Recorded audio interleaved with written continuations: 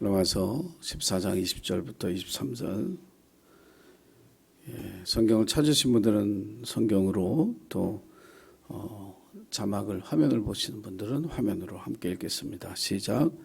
음식으로 말미암아 하나님의 사업을 무너지게 하지 말라. 만물이 다 깨끗하되 거리낌으로 먹는 사람에게는 악한 것이라. 고기도 먹지 아니하고 포도주도 마시지 아니하고 무엇이든지 내 형제로 거리끼게 하는 일을 아니함이 아름다우니라. 내게 있는 믿음을 하나님 앞에서 스스로 가지고 있으라. 자기가 옳다 하는 바로 자기를 정죄하지 아니하는 자는 복이 있도다. 의심하고 먹는 자는 정죄되었나니 이는 믿음을 따라하지 아니하였기 때문이라. 믿음을 따라하지 아니하는 것은 다 죄니라. 아멘. 믿음으로 행하라라고 하는 말씀의 제목으로 오늘 본문의 말씀을 함께 묵상하면서 하나님이 주신 음성에 귀 기울이는 시간이 되기를 소원합니다. 로마서 14장 자체가 그 교회 안에서 지체들이 서로 비판하지 말아라, 판단하지 말아라, 걸려 넘어지게 하지 말아라, 시험에 빠지게 하지 말아라, 그런 주된 메시지를 가지고 있고요. 음식에 관한 것과 이제 날에 대한 것에 대한 주장이 서로 이제 달랐던 거죠. 그러니까 유대인들 같은 경우에는 6월절이라든지 77절이라든지 수장절이라든지 오순절이라든지 어떤 특별한 날의 의미를 굉장히 강조를 했고, 또 로마 교회 안에 있는 이 이방인 크리스천들은 모든 날이 다 주님의 날이다. 다 틀린 말이 아니잖아요. 관점에 따라 다른 거니까 그거 가지고 너희들 너무 싸우지 말아라. 또 우상에게 바친 그 고기를, 제물을 믿음이 담대한 사람들은 양심에 거리낌 없이 먹었단 말이에요. 왜? 하나님이 주신 모든 것이 다 선함에 감사함으로 받으면 버릴 것이 없으니까 먹었단 말이에요. 그런데 믿음이 약한 사람들은 이 우상에게 드린 걸 먹는 게 너무 깨름칙한 거예요. 그걸 먹으면 내가 부정해질 것 같고, 그걸 먹으면 내가 타락한 사람이 될 것 같고, 그래서 안 먹었단 말이에요.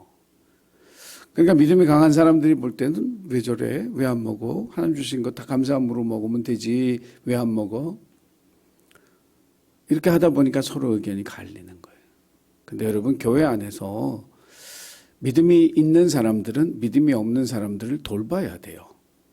비판하고 책망하고 비난할 게 아니라 그 믿음의 없음을 격려하고 괜찮다고 위로하고 믿음은 성장하는 것이라고 얘기하고 그 연약한 믿음을 존중해 줄 때 그것이 믿음의 공동체, 사랑의 공동체다. 이게 로마 교회에 주시는 하나님의 메시지고 바울을 통해 주신 그 메시지거든요.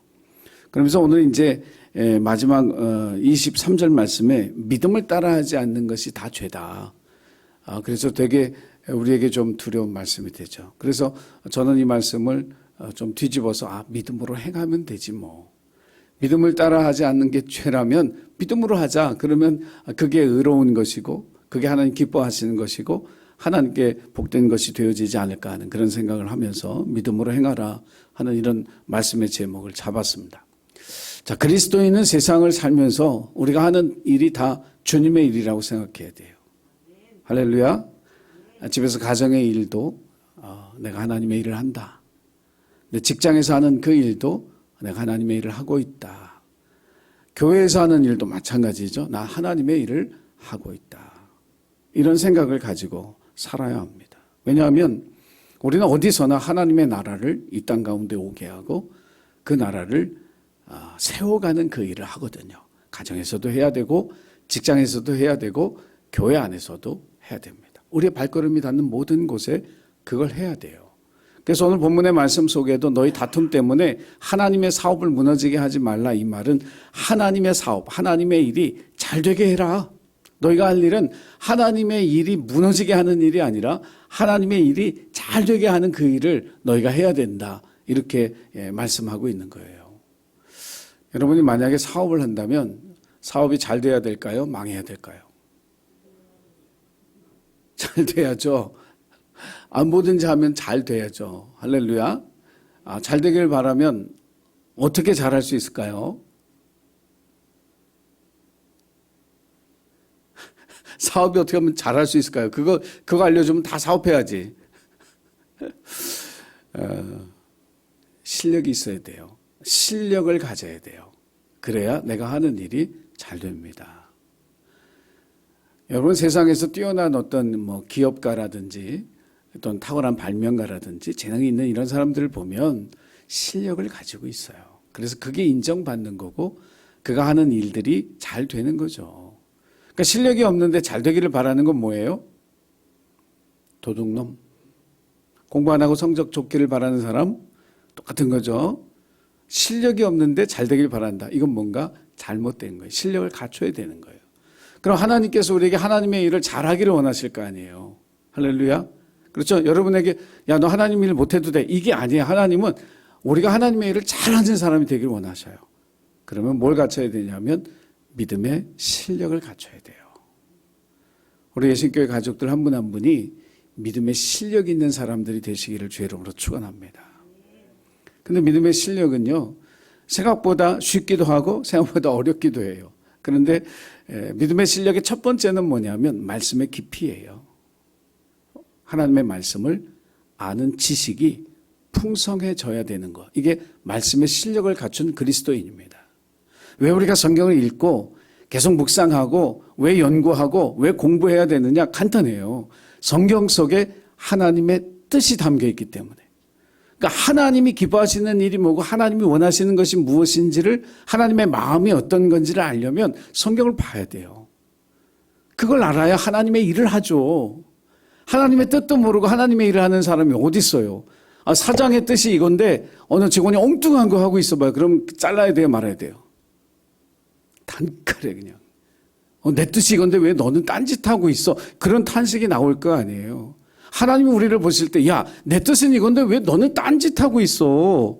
난 네가 내 일을 잘하기를 바라는데 왜 너는 왜 그렇게 하고 있어? 왜? 하나님의 말씀을 읽고 묵상하고 공부함으로써 아버지의 뜻을 아는 그 실력이 우리에게 있을 때 우리가 주님의 뜻을 이루어드리는 하나님의 좋은 일꾼이 될 줄로 믿습니다.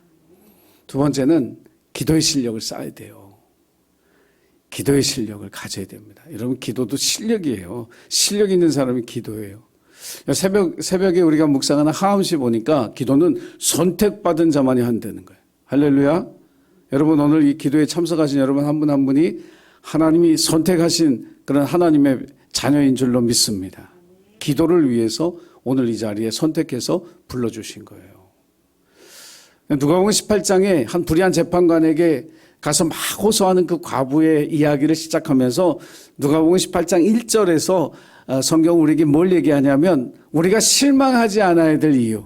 세상에 일이 좀 안 풀리고 우리의 몸에 질병이 찾아오기도 하고 우리 가정에 어떤 우환이 오고 어려움이 올 때도 우리가 실망하지 않아야 될 이유는 뭐냐면 기도할 수 있다는 거예요. 그만큼 기도라고 하는 것이 우리의 삶에 하나님이 주신 놀라운 선물이고 축복인 줄로 믿습니다. 그래서 그리스도인들은 어떤 일을 만나도 실망하지 않아요. 왜? 기도할 수 있으니까. 우리가 부르는 찬양 가운데도 있잖아요. 기도할 수 있는데 왜 실망하십니까? 실망하죠? 낙담하죠? 기도할 수 있는데 왜? 성경, 그 찬양의 가사도 그렇지만 성경도 우리에게 하는 말이 그거예요. 기도할 수 있으면 실망하지 말아라. 기도할 수 있기 때문에 실망하지 말아라. 우리에겐 소망으로 나아가는 가장 강력한 힘, 에너지, 이것이 바로 기도예요. 근데 기도의 실력은 간단해요. 쌓는 방법이 매일 하는 거예요. 이게 제일 중요해요. 아프리카 원주민들에게 기도를 가르치던 선교사들이 어떻게 가르쳤냐면 막 모아요. 그리고는 칼을 하나씩 딱 들게 하고 정글 속으로 막 들어가면서 길을 막 만들고 가는 거예요. 풀이 무성하게 자랐을 테니까.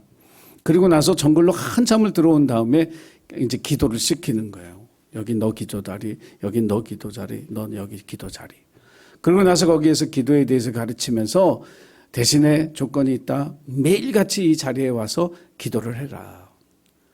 그러나서 그렇게 가르쳐주고 난 다음에 한 보름이 지난 다음에 이제 각자의 기도의 자리를 찾아가는데 매일같이 어떤 사람들은 kil이 난 거죠. 갈 수 있어요.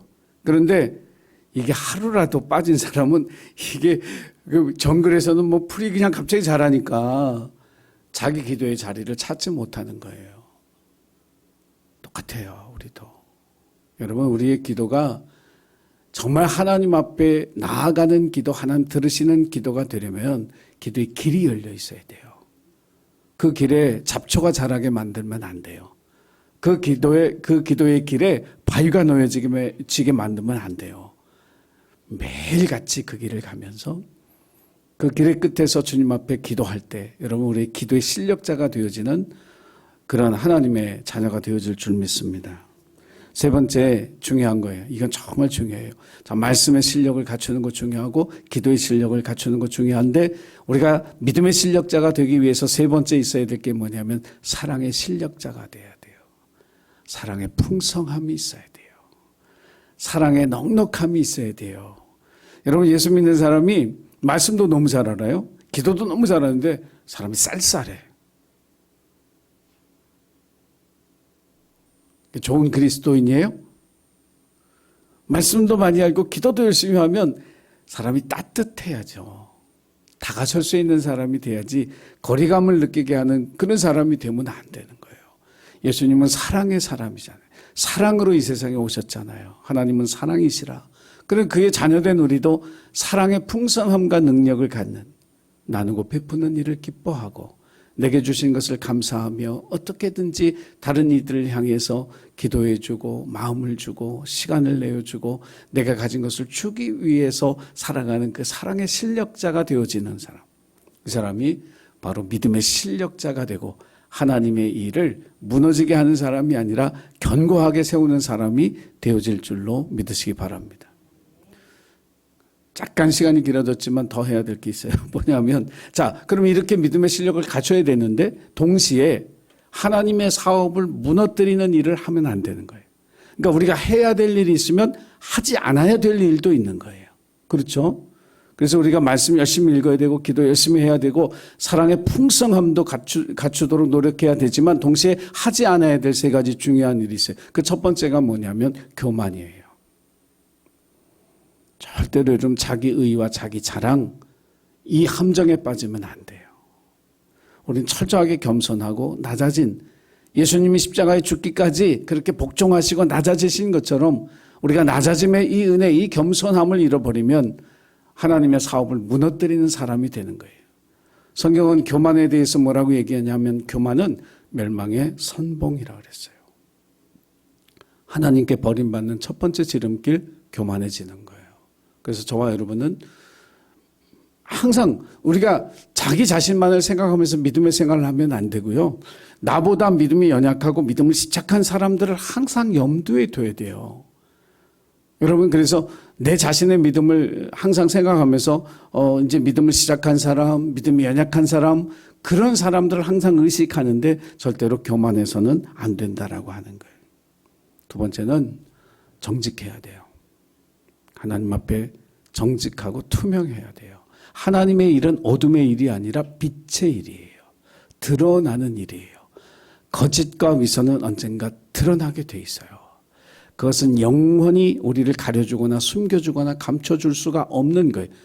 반드시 드러나게 돼 있거든요. 그래서 그리스도인들은 정직하게 삶으로써 그 빛을 비추고 어둠 속에 빛을 비추고 그리고 하나님을 비추는 거울로 투명하게 저와 여러분이 주님을 보게 할 수 있는 그러한 주님의 창이 되시기를 주의 이름으로 간절히 부탁을 드립니다.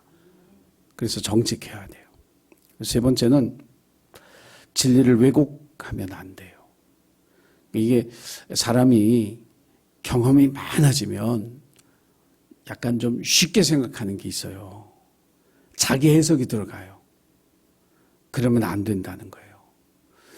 여러분 이제 주일 성수하는 거 우리가 주일을 온전히 지킨다라고 할 때 예전에 우리 믿음의 선배들은 주일 아침 땡부터 저녁 밤까지 눈 떠서 잠들 때까지 거룩한 주일을 지켰어요.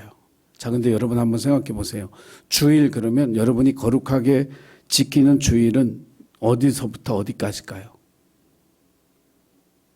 예배당에 들어와서 11시 예배에 앉은 그 시간부터 교회에서 나갈 때까지 12시 한 15분까지 1시간 15분 나머지는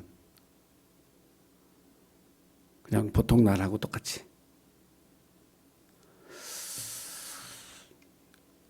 제가 하고 싶은 얘기는 그거예요. 우리가 성경대로 믿자. 성경의 가르침대로 받은 대로 배운 대로 우리가 믿자. 여러분 그 신앙이 회복되어져야 할 줄로 믿습니다. 제가 예전에 어떤 분하고 이렇게 그 상담하고 성경 가르칠 때 그분이 그랬어요. 술도 음식이기 때문에 먹어도 된다. 여러분 제가 그 얘기 듣고 약간 기절하는 줄 알았어요. 그래서 제가 그분한테 찬찬히 얘기했어요.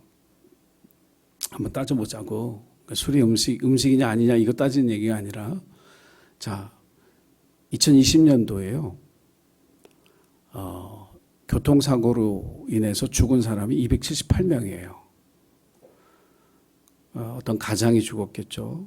혹은 뭐 자녀가 죽었겠죠. 278가정, 그러니까 적어도 200가정 이상이 큰 슬픔과 고통을 당한 거예요. 하루에 음주운전이 일어나는 케이스가 46건이에요. 그래서 2020년만 해도 그게 얼마나 일어났냐면 17,247건이 일어나서 다친 사람이 28,000명이에요. 근데 이것만 문제가 아니라 2018년에 경찰청 통계를 보면 강력범죄라고 불리는 거 있죠. 뭐 강도, 살인, 또 뭐 성폭행, 또 뭐 막 폭행, 폭력 막 이런 것들 그 케이스가 전부 한 10만 4천 건이 일어났는데 음주 상태에서 저지른 범죄가 25%예요. 26,942건. 그러니까 다시 말하면 이 술이라고 하는 게 여러분 한 잔, 여러분 이게 쉬운 게 아니에요. 그리스도인들은요 철저해야 될 것에 대해서는 철저해야 돼요. 그렇지 않으면 진리를 자기가 왜곡하고 해석해 버려요. 우리는 하나님의 뜻 가운데 사는 사람이지 자기 생각으로 사는 사람들이 아니거든요. 믿음을 따라하지 아니하는 모든 것이 죄다 이 말. 믿음으로 행하라는 말은 하나님의 뜻으로 살아야지 네 생각과 네 주관을 가지고 살라는 그 얘기가 아니거든요. 그래서 저와 여러분이 오늘 이 말씀을 이렇게 들으면서 우리가 모든 일을 믿음으로 행하라 이 말씀을 마음에 새기면서 믿음의 실력자가 되시고 또 하나님의 일을 무너뜨리는 일들을 여러분 피하고 여러분 절대로 하나님의 말씀대로 그것을 자기가 해석하여 살지 아니하는 믿음으로 살아가는 주님의 자녀가 되시기를 주의 이름으로 축원합니다. 기도하겠습니다. 하나님의 일을 하는 우리들 주의 일꾼으로 삼으시고 믿음의 실력을 갖추게 도와주시기를 원합니다. 믿음이 연약한 자나 믿지 않는 사람들을 시험에 들거나 무너뜨리는 일들을 하지 않도록 하나님 우리를 지켜주시고 믿음으로 행하여 하나님께 영광 돌려드리는 예신의 모든 가족들 되도록 축복해 주옵소서. 감사드리며 예수님의 이름으로 기도하옵나이다. 아멘.